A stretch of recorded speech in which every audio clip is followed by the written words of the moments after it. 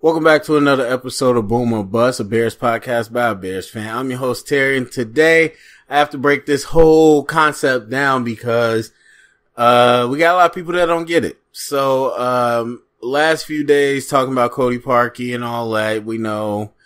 I got into this debate many times, and I just want to put it out here so we can say this once and for all. Because I've said that Cody Parkey is not a scapegoat for the playoff loss. And we get into this debate in which I basically say that one play does not define a whole game.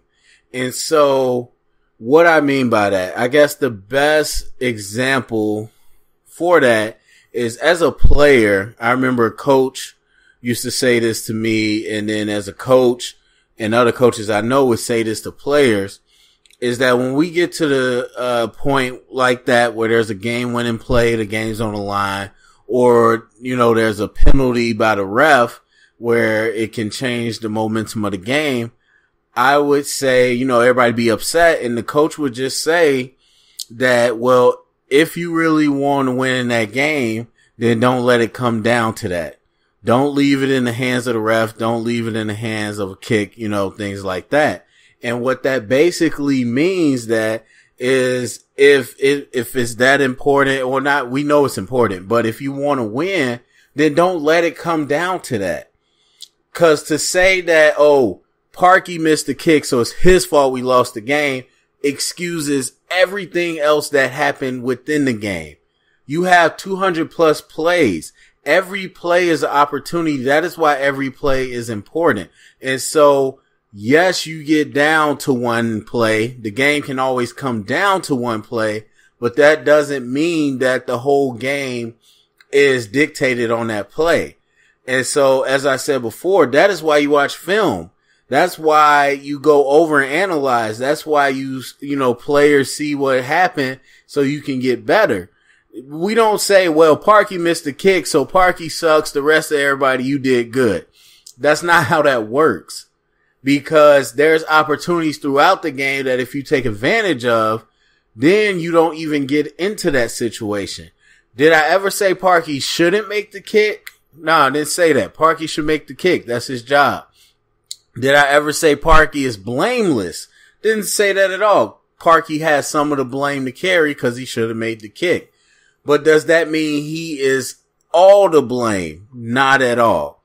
Because the fact of the matter is, you're in that situation because of what happened throughout the game. So if the defense has 0 points allowed, then that kick doesn't matter. If the offense put up more than 6 points, then that kick doesn't matter because everybody contributes to the win. It's a team sport. And so people go back and forth with me. Now, one person can lose the game. One person cannot lose you the game because there's not one person on the field. It's impossible. The fact is that for as bad or as good as you are, the persons next to you can continue to do something either better or worse to complement you out. And so if we're all playing at perfect levels, then it's 0-0. We go nowhere. Immovable object with an unstoppable force. The fact is you have people that play better than their opponent, and that's what gets you to win. And so that can be the defense as a whole. That can just be a linebacker that makes a play. That can be the offense one game. That can be the quarterback one game. That can be the kicker one game. We all work together 3 phases of football. That's how you make a football game. And so when I say that Cody Parkey is not the scapegoat, that means that that's not absolving him of any responsibility. That's not even saying he's a great kicker. I realize he's 34th in the league for field goal percentage. And I already said my thoughts about kickers in the last episode. Look, I don't care. You can convince me either way. Good kickers sometimes go to teams and suck. Sucky kickers go to other teams and be great. Most of the time you get a kicker, it's just a kicker that was terrible in another place. So really, what are we talking about? They have down years, but they're scrutinized heavier because they have fewer plays. And that's really what it comes down to Cody Parkey. Everybody's like that big play. Look, people tell me we set Parkey up. He failed us. Parkey made 9 points. He made more points than the offense. If Parkey didn't make those other kicks, then that last kick doesn't matter. So he set himself up along with the offense. It is a team effort. There is no separation. Everybody wants to point out you're elite, you're good, you suck, you this and that. And there's evaluations on the individual level, but as a game goes, you don't evaluate on the individual level. It is a team level. You play together.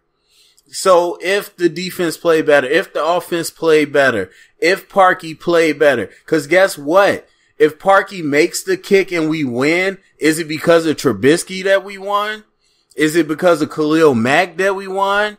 Or is it only because of Cody Parkey that we won because he made the kick? No. When we win, everybody knows the answer. The answer is everybody contributed. But when we lose, somehow it's just Cody Parkey's fault. And so that was my whole point with this. Cody Parkey's not the scapegoat. And the concept of football in team sports is no one play wins you the game. Because yes, you made a big play here, but you could have made a big play earlier. And if you made a big play earlier, that changes the context of this play. So every play is important. It's not just coach speak. Every single play is important for that reason. And then the result of a game is the collective effort from the whole team, 3 phases. All right. That's it for me. Go down in the comment section, share it around, say what you got to say, thumbs up, subscribe. Remember, stay up and bear down.